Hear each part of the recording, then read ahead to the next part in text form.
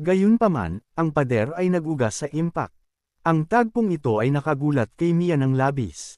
Nagtaka siya kung paano posible para kay Bai na paugain ang isang buong pader sa isang dampi lamang ng isang kamao. Swerte, hindi niya ginamit sa akin. Kung hindi patay na ako ngayon, naisip niya.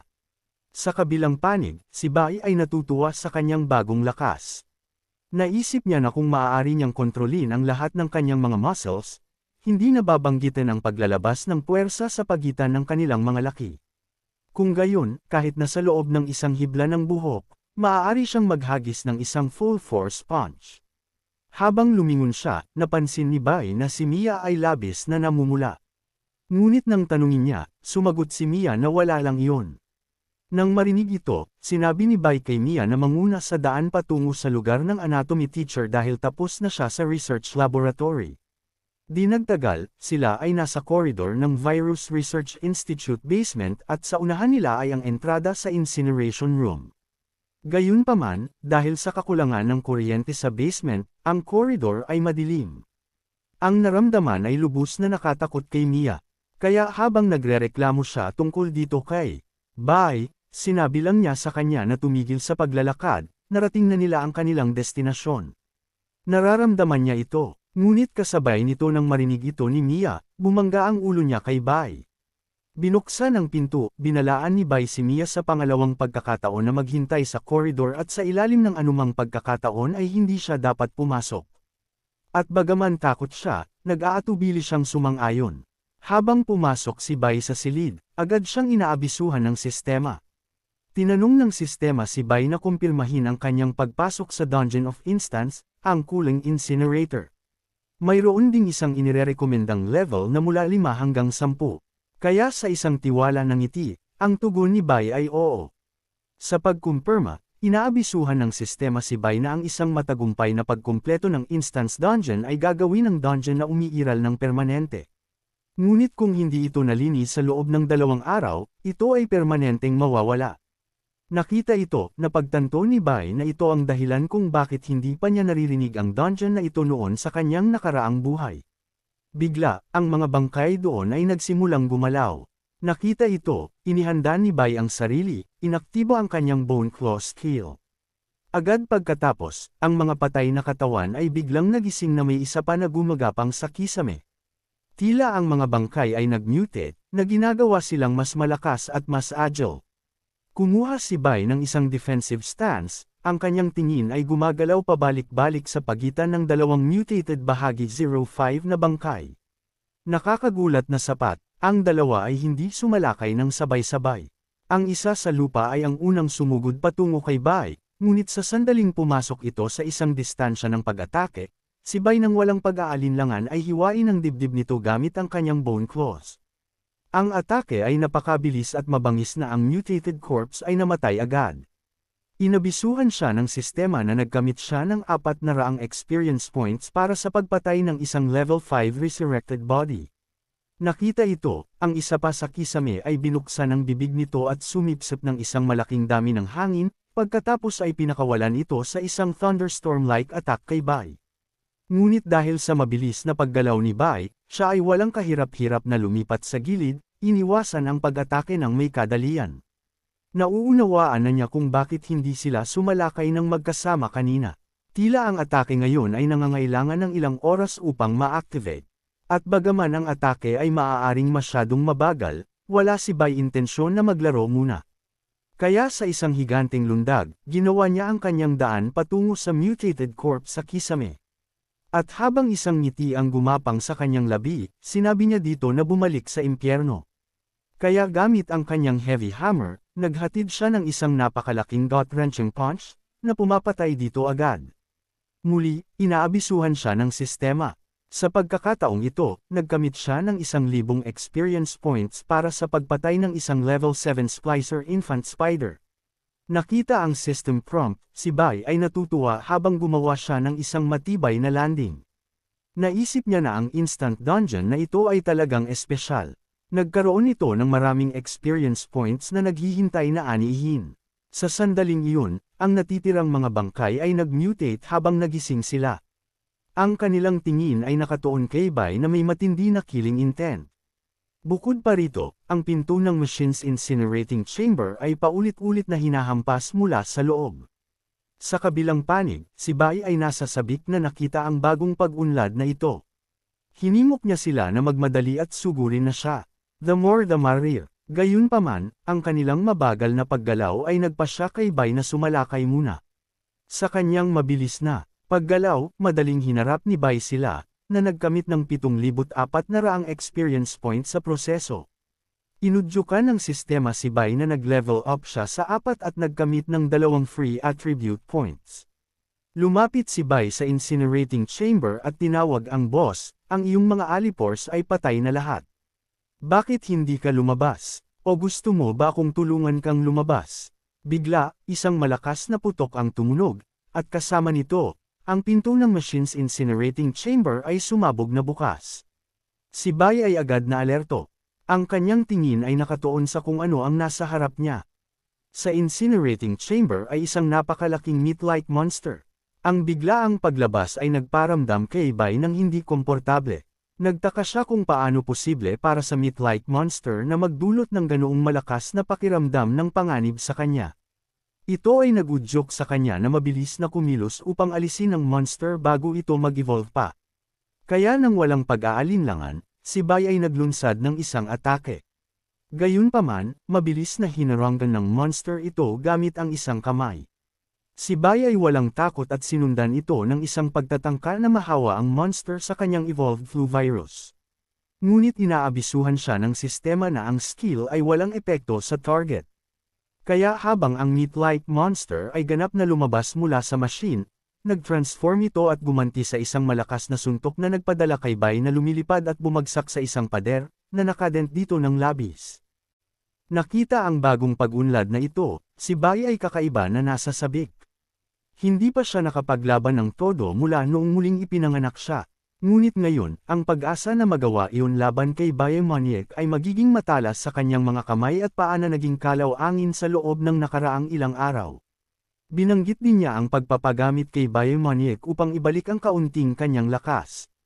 Isang oras ang mabilis na lumipas at ang laban ay nagpapatuloy pa rin habang ipinagpatuloy ni Bai ang kanyang walang tigil na pag-atake. Si Biomaniac, sa kabilang panig, ay pinanatili ang bilis, nagpapagaling sa sarili ng paulit-ulit. Natagpuan ni Bai ang buong sitwasyon na kawili-wili habang nagsimula siyang pag-isipan kung ang regeneration ba ni Biomaniac ay walang hanggan. Kaya sa pag-usisa, inaktiba ni Bai ang isang status read ng kanyang hourglass na nagpahintulot sa kanya na makabawi agad sa pamamagitan ng pagpapagana sa kanya na i-access ang isang mas maaga na copied state ng kanyang sarili. At tulad niyan ang laban ay nagpatuloy muli para sa isa pang oras. Sa puntong ito, si Biomaniac ay tumatagal ng mas matagal na oras upang gumaling at napansin ni Bai ito kaya kinwestiyon niya kung ang healing ability ba ni Biomaniac ay tuluyang titigil sa ilang punto. Tama, muli, isang oras ang lumipas at tila si Biomaniac ay malapit na sa kanyang limitasyon. Nakahiga ito sa lupa na nanginginig at pagod. Nakita ito, hinimok ni Bai ito na bumangon at magpatuloy sa kanilang laban. Hindi pa siya nasisiyahan. Di nagtagal, lumipas muli ang isang oras, at sa puntong ito, si Bai ay karaniwang nambubuli. Kaya, habang nakatitig siya sa isang natalo at nanginginig na Biomaniac na bumalik sa kanyang maliit na meat-like form, kinwestiyon niya kung hindi na siya maaaring mag-regenerate pa. Nakakadismaya. Gayunpaman, masaya habang tumagal. Ngunit halos oras na upang tapusin ito. Hindi mo ba iniisip? Tinanong ito ni Bai at agad na tinapakan si Biomaniac, na dinudurog ito sa mga piraso at pinapatay ito. Inilahad ng sistema na si Biomaniac ay isang level 8 boss at ang pagpatay dito ay nararapat sa isang napakalaking 10,000 experience points. Bukod pa rito, si Bai ay nag-level up sa 5 at nagkamit ng 2 free attribute points. Nakatanggap si Bai ng isa pang notification na ang dungeon ay matagumpay na nalinis, at mayroon na siyang option na lumabas anumang oras. Gayon din ang Instant Dungeon Cooled Incinerator ay ginawa ng permanente na may cooldown ng 3 araw. Pagkatapos ay inilahad ng sistema kay Bai ang isang option na i-upload ang clearance video bilang isang paid video guide. Ang lahat ng bayad ay mapupunta sa uploader. Mayroon ding isang option upang itago ang kanyang Face ID at pangalan. Ang presyo ng panunood ng video ay maaari ring itakda ng uploader. Nakita ito, sumang-ayon si Bai sa mga terms at humiling na itago ang kanyang hitsura. Ang tagpo ay lumipat sa Dongzhan Villa area tiyak sa villa ni Song Zhang. Sa loob ng kanyang silid, siya ay ginagamot ni Susan. Bigla, si Song Zhang ay agad na umupo ng tuwid, nagulat sa anunsyo sa chat group. Isang evolver na nagngangalang Bai ang nag-upload ng clearance video ng isang nightmare-level mystery dungeon cooled incinerator na may inirekomendang level ng 5 hanggang 10. Ang presyo ng panunood ay nakatakda sa isang copper coin. Nakita ito, si Song Zhang at Susan na may nervyos na anticipation ay nagpasya na panoorin ang video ng magkasama. Kasabay nito, ang iba pang mga pioneer ay mas nauna sa kanila. Nakatutok na sila mula sa kung nasaan man sila. Isang babae ay natigilan sa bilis kung saan nilabanan ni Bai ang monster, kaya kailangan niyang pabagalin ang video upang obserbahan ito ng maingat. Ang isa pa ay natutuwa na si Bai ay ganap na nakabawi. Isang lalaki na may headband ay nasa sabik sa pagpapatutuo sa mabangis na laban. At ang isa pa, pagkatapos mag-obserba, napagtanto na ang regeneration ng monster ay nasa isang buong iba't ibang level kaysa kay Bai, bagaman hindi walang hanggan, ay mas mahusay kaysa sa anumang nakita niya. Ang chat group ay agad na sumabog sa mga comments pagkatapos ng mga comments. Ang ilan ay tungkol sa nakakabaliw na kapangyarihan ni Bai at pati na rin kay Bai Maniac. Ang iba ay tungkol sa kanilang paghanga sa kanya. Sa pangkalahatan, ang laban ay matindi at kahanga-hanga. Bumalik sa Cold Incinerator Dungeon, si Bai ay matagumpay na sumipsip, absorb, ng lahat ng mga bakas ni Biomaniac at ng kanyang mga alipores. Inabisuhan siya ng sistema na nagkamit siya ng 300 Blacklight Virus Evolution Points pagkatapos ng engravings ng Special Complex Mutant.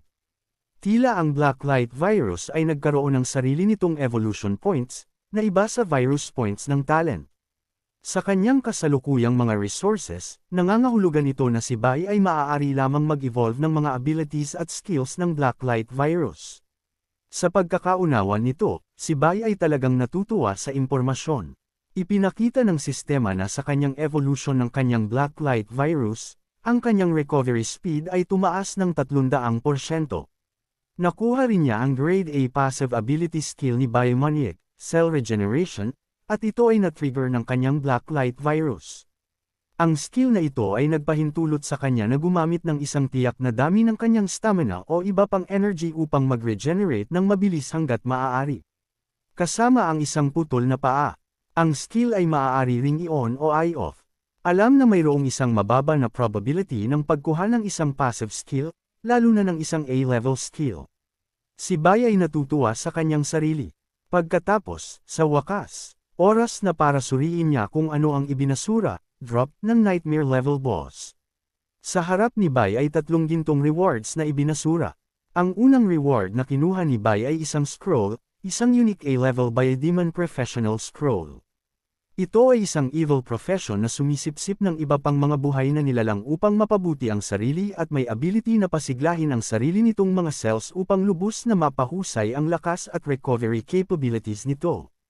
Mayroon ding isang babala na ang sobrang engravings ay maaaring magdulot ng gene disintegration o mutation at ang mga kahihinatnan ay hindi alam. Ang evolver ay kailangang maging level 10 na may physique na mas malaki kaysa 15 upang magamit ang item. Ito ay isang unique A-level profession na may parehong risk at benepisyo, ngunit mayroon na akong Blacklight Virus, kaya hindi ito gagana, nagkomento si Bai pagkatapos ng isang malalim na pag-iisip. Pagkatapos ay lumipat siya sa pangalawang reward na isang potion, isang grade C genetic essence na mayroong isang perfect genetic essence na maaaring gamitin upang lubos na mapabuti ang physical condition ng isang tao. Gayunpaman, ang bawat evolver ay maaari lamang uminom nito minsan. Nakita ito, si Bai ay agad na inalis ang takip nito, pagkatapos ay ininom ang nilalaman ng walang pangalawang pag-iisip. Ang kanyang strength, physique, at agility ay permanenteng tumaas ng 2, 6, at 3 ayon sa pagkakasunod-sunod. Pagkatapos ang huling ng 3 ay isang cloth na pinangalanang Faceless Skin. Curious, kinuha ni Bai ito at sa paggawa nito napagtanto niya na ito ay isang D-grade special defense item. Isang special skin product na may isang excellent defense, Maraming genes at maaaring pag-aanan ang problema ng isang saging skin. Nagdaragdag ito ng plus 10 bawat isa sa agility, physique, at defense ng isang evolver. Bukod pa rito, nagkaroon ito ng dalawang effect sa katawan. Ang una ay tinawag na body shaping, na maaaring mapabuti ang body shape kapag isinusuot para sa isang pangmatagalan. Gayunpaman, ito ay inirekomenda para sa mga babae dahil nagkaroon ito ng isang mas mahusay na epekto sa kanila. Ang pangalawa ay tinawag na dynamic skin. Pagkatapos isuot ito, ang isang evolver ay maaaring magbago ng kulay at hugis ng anumang bahagi ng kanilang katawan ayon sa kanilang sariling mga ideya. Like, comment, share, and subscribe naman dyan mga ito go. Maraming salamat po.